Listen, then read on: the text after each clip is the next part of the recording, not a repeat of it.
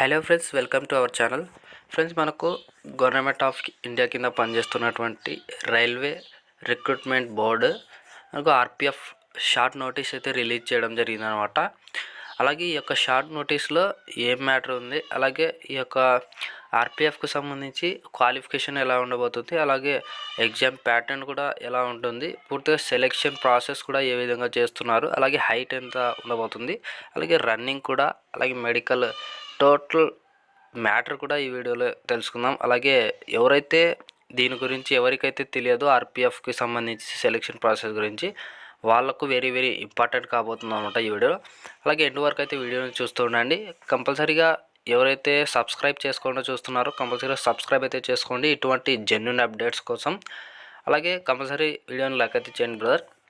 అలాగే మెయిన్ టాపిక్లో అయితే వెళ్దాం. ఇక మనకు ఈ యొక్క షార్ట్ నోటీస్లో ఏముందంటే సబ్ ఇన్స్పెక్టర్ అండ్ కానిస్టేబుల్కి సంబంధించి ఆన్లైన్ అప్లికేషన్ ఎప్పుడు స్టార్ట్ అవుతుందంటే మనకు ఏప్రిల్ 15వ తేదీన స్టార్ట్ అవుతుంది అనమాట. క్లియర్ కట్గా అయితే ఇక్కడ మెన్షన్ చేశారు. అఫీషియల్గా రిలీజ్ చేసినటువంటి ఈ యొక్క షార్ట్ నోటీస్ అనమాట. అలాగే క్లోజింగ్ డేట్ వచ్చేసి online submission of last date ఇక్కడ 14 అంటే మే 14వ తేదీన అయితే లాస్ట్ డేట్ అనమాట. లాస్ట్ డేట్గా పెట్టారు అప్లికేషన్ చేసుకోవడానికి సబ్ ఇన్స్పెక్టర్ అండ్ కానిస్టేబుల్కి. ఇక్కడ కింద స్క్రోల్ చేసినట్లయితే వ్యాకెన్సీస్ డీటెయిల్స్. అలాగే సబ్ ఇన్స్పెక్టర్కి ముందుగా 6th లెవెల్ శాలరీ అయితే ఇస్తారన్నమాట. క్వాలిఫికేషన్ చూసుకున్నట్లయితే graduate from a recognised university, అంటే జస్ట్ ఎనీ డిగ్రీ, ఏ గ్రూప్తో మీరు డిగ్రీ పాస్ అయినా కూడా ఈ యొక్క ఎస్ఐ పోస్టులకు అయితే అప్లికేషన్ చేసుకోవచ్చు. ఇక్కడ ఇనిషియల్ పే కనుక చూసుకున్నట్లయితే 35,400 అనేది ఇస్తున్నారు, అంటే వితౌట్ అలవెన్సెస్తో. టోటల్గా అలవెన్సెస్ కనుక కలుపుకున్నట్లయితే మనకు 50,000 అబోవ్గానే శాలరీ అయితే వస్తుంది. తర్వాత B1 మెడికల్ స్టాండర్డ్స్ అనేది కండక్ట్ చేస్తారన్నమాట. అలాగే ఏజ్ కట్ ఆఫ్ కనుక చూస్తున్నట్లయితే జూలై 1 2024 నాటికి మీ యొక్క ఏజ్ 20 నుండి 28 ఇయర్స్ మధ్య అనేది ఉండాల్సి ఉంటుంది. అలాగే యూఆర్ ఈడబ్ల్యూఎస్ వాళ్ళకి, అలాగే ఓబీసీ వాళ్ళకు 3 ఇయర్స్, ఎస్సీ ఎస్టీ వాళ్ళకు 5 ఇయర్స్ ఏజ్ రిలాక్సేషన్ అయితే అడిషనల్గా కల్పిస్తారనమాట. ఇక్కడ వ్యాకెన్సీస్ కనుక చూసుకున్నట్లయితే టోటల్గా ఎస్ఐ పోస్టులకు 452 వ్యాకెన్సీస్ అయితే రిలీజ్ అయితే చేశారు. ఇది టోటల్గా ఎస్ఐ పోస్టులకు సంబంధించిన డీటెయిల్స్ అనమాట. తర్వాత ఇక్కడ కిందకి చూస్తే కానిస్టేబుల్కి సంబంధించినటువంటి మ్యాటర్ అనేది చూస్తాం. ఇక్కడ లెవెల్ 3 శాలరీ అనేది ఇస్తారు కానిస్టేబుల్కి. తర్వాత క్వాలిఫికేషన్ చూసుకుంటే జస్ట్ 10th పాస్ అయితే సరిపోతుంది అన్నమాట, మెట్రికులేషను. అలాగే ఇక్కడ ఇనిషియల్ పే చూసుకుంటే 21,700 అనేది ఇస్తారు, అంటే వితౌట్ అలవెన్సెస్. అలాగే అలవెన్సెస్ కనుక కలుపుకున్నట్లయితే మనకు 30 అబోవ్ శాలరీ అయితే వస్తుంది అనమాట. ఇక్కడ మెడికల్ స్టాండర్డ్ B1గా కండక్ట్ చేస్తారు. తర్వాత ఏజ్ కట్ ఆఫ్ చూసుకుంటే ముందుగా జూలై 1 నాటికి 18 నుండి 28 సంవత్సరాల మధ్య అయితే మీ యొక్క ఏజ్ అనేది ఉండాలన్నమాట. అలాగే యూఆర్ అండ్ ఈడబ్ల్యూఎస్ వాళ్ళకి, అలాగే ఓబీసీ వాళ్ళకి 3 ఇయర్స్, ఎస్సీ ఎస్టీ వాళ్ళకు 5 ఇయర్స్ ఏజ్ రిలాక్సేషన్ అయితే కల్పిస్తారు. మనకు యాక్చువల్గా ఈ యొక్క ఏజ్ ఎక్కువ ఎందుకు పెట్టారంటే మనకు పాండమిక్ కోవిడ్-19 మనకు ఈ యొక్క నోటిఫికేషన్ అనేది రిలీజ్ కాలేదన్నమాట అప్పుడు. అందుకే ఒక ఏజ్ అనేది పెంచుకుంటూ పోయాడు. 3 ఇయర్స్ ఎక్స్టెన్షన్ అనేది చేయడం జరిగింది అనమాట. 22-25 ఇయర్స్ వరకే ఎస్ఐకి ఉంటుంది. అలాగే 18-25 ఇయర్స్ వరకు కానిస్టేబుల్కి ఉంటుంది. అలాంటి 3 ఇయర్స్ అనేది ఎక్స్టెన్షన్ అయితే చేశారు ఈసారి. టోటల్గా వ్యాకెన్సీస్ కనుక చూసుకున్నట్లయితే 4,208 వ్యాకెన్సీస్ అనేది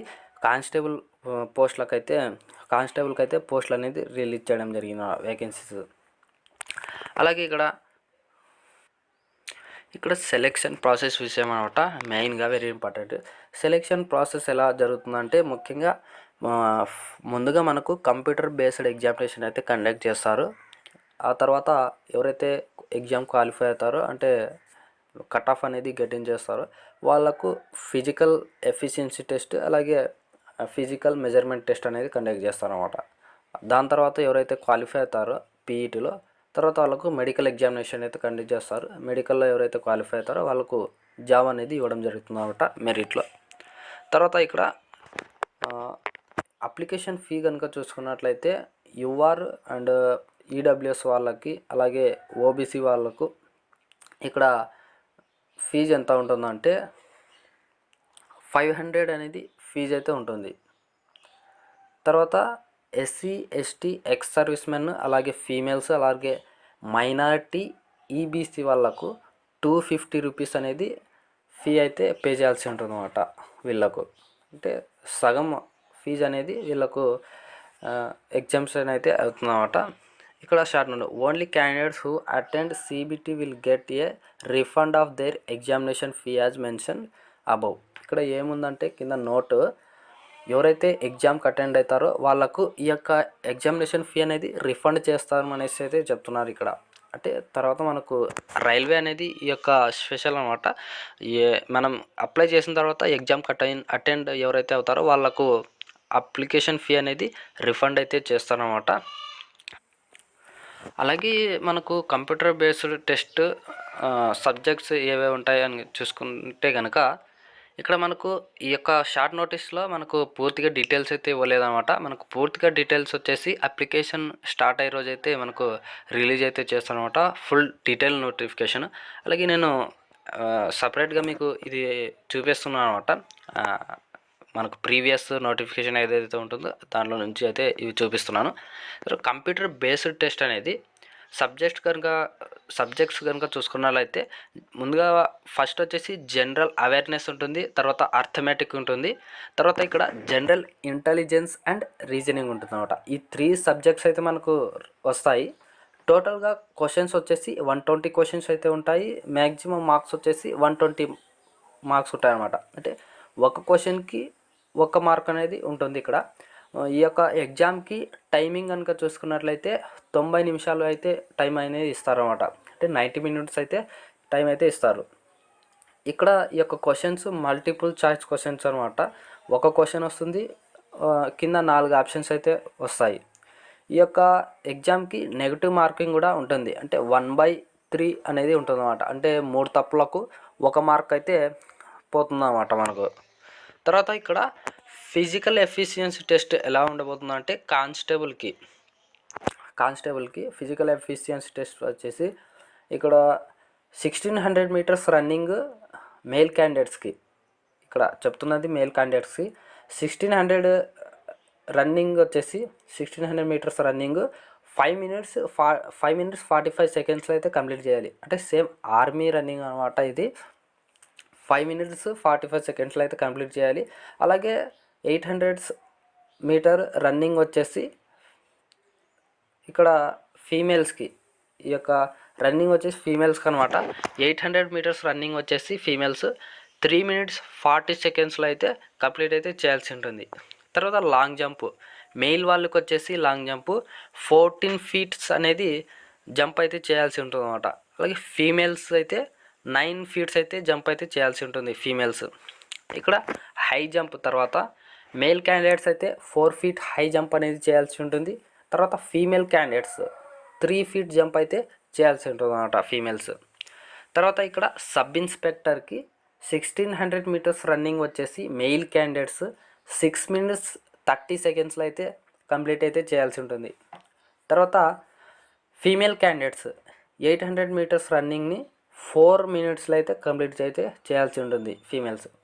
అలాగే లాంగ్ జంప్ చూసుకున్నట్లయితే మేల్ క్యాండిడేట్స్కి 12 ఫీట్ అనేది లాంగ్ జంప్ అయితే చేయాల్సి ఉంటుంది. ఫీమేల్ క్యాండిడేట్స్కి 9 ఫీట్స్ అయితే జంప్ అయితే చేయాల్సి ఉంటుంది అనమాట. హై జంప్ అనమాట. మేల్ క్యాండిడేట్స్కి 3 ఫీట్ 9 ఇంచెస్ అయితే హై జంప్ చేయాల్సి ఉంటుంది. ఫీమేల్ క్యాండిడేట్స్కి 3 ఫీట్స్ అయితే హై జంప్ అయితే చేయాల్సి ఉంటుంది అనమాట. ఇక్కడ physical measurement test constable and sub ఇన్స్పెక్టర్కి సేమ్ యాస్టీజ్కి అయితే ఒకటే ఉంటుందన్నమాట. హైట్ వచ్చేసి మేల్ క్యాండిడేట్స్కి యూఆర్ అండ్ ఓబీసీ వాళ్ళకు 165 సెంటీమీటర్స్ హైట్ అయితే ఉండాల్సి ఉంటుంది. తర్వాత ఎస్సీ ఎస్టీ వాళ్ళకు 160 సెంటీమీటర్స్ అయితే హైట్ అయితే ఉండాలన్నమాట. ఇక్కడ స్పెసిఫైడ్ కేటగిరీస్ ఎవరైతే ఉంటారో అంటే గోర్ఖాస్ కానీ అదర్ స్టేట్లో గోర్ఖాస్ కానీ అలాగే ఎక్సెట్రా వాళ్ళ అటువంటి కేటగిరీస్కి ఇక్కడ 163 సెంటీమీటర్స్ అయితే పెడతారనమాట. హిల్లీ ఏరియాస్ వాళ్ళకి అలాంటి వాళ్ళకి. ఇక్కడ చెస్ట్ కనుక చూసుకున్నట్లయితే మేల్ వాళ్ళకు యుఆర్ అండ్ ఓబీసీ వాళ్ళకు 80 సెంటీమీటర్స్ అనేది మామూలుగా ఉండాలి బ్రీతింగ్ తీసుకోకున్నప్పుడు. అలాగే బ్రీతింగ్ ఎప్పుడైతే తీసుకుంటారో అంటే ఎక్స్పాన్షన్ చేస్తారో అప్పుడు 85 సెంటీమీటర్స్ అనేది మీ యొక్క చెస్ట్ అయితే ఉండాలన్నమాట. 5 సెంటీమీటర్స్ అనేది ఇంక్రీజ్ అయితే కావాలి. తర్వాత ఎస్సీ ఎస్టీ వాళ్ళకు చెస్ట్ వచ్చేసి 76.2 సెంటీమీటర్ ఉండాలన్నమాట. వాళ్ళకు ఎక్స్పాన్షన్ అయితే 81.2 సెంటీమీటర్ అనేది ఉండాల్సి ఉంటుంది. అంటే బ్రీతింగ్ తీసుకున్నప్పుడు 5 సెంటీమీటర్స్ అయితే పెరగాల్సి ఉంటుంది అన్నమాట. ఇక్కడ ఫీమేల్ క్యాండిడేట్స్కి చెస్ట్ అనేది చెక్ చేయాలన్నమాట. ఎటువంటి చెస్ట్ మెజర్మెంట్ అనేది చేయరు. ఇలా అనమాట పూర్తిగా ఆర్పిఎఫ్ సెలెక్షన్ ప్రాసెస్ అయితే ఇలా ఉంటుంది. ఎగ్జామ్ ప్యాటర్న్ కూడా నేను చెప్పాను, సిలబస్ కూడా నేను చెప్పాను, క్వాలిఫికేషన్ ఎలా ఉంటుంది, టోటల్గా హైటు, రన్నింగు, అలాగే టోటల్గా సెలెక్షన్ ప్రాసెస్ గురించి అయితే నేను వివరించాను అనమాట. ఇటువంటి అప్డేట్స్ కోసం కంపల్సరీ మన ఛానల్ సబ్స్క్రైబ్ చేసుకుని సపోర్ట్ అయితే చేయండి brother. Thank you friends, thank you for watching.